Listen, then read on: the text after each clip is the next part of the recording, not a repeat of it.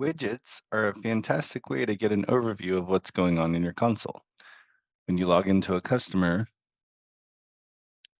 under Monitoring, under Overview, you can see all the widgets that were set up in your dashboard. This dashboard is live in real time, so any information that you have on the machines will show in here. To add a widget, simply click Add Widget in the top right.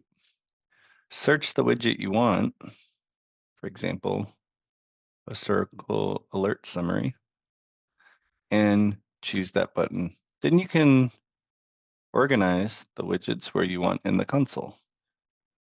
So I don't mess things up, I'm going to go ahead and just delete that. The other awesome thing about widgets and this overview screen is that you can customize your widgets. So in this case, with the cyber protection widget, there's no customization other than the name. But with some other widgets, you're able to choose different information. Such as with activities, you can choose the day range that you want to see activities. With protection statuses, let's see, devices.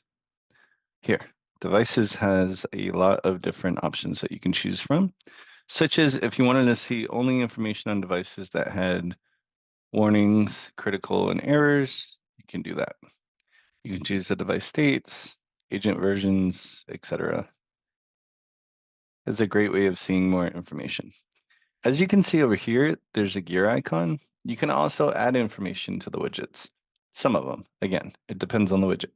But you can come in here, click the gear icon, choose the device state. You can see different things that are going on. Some machines, mailboxes, virtual machines, and be able to see more information there.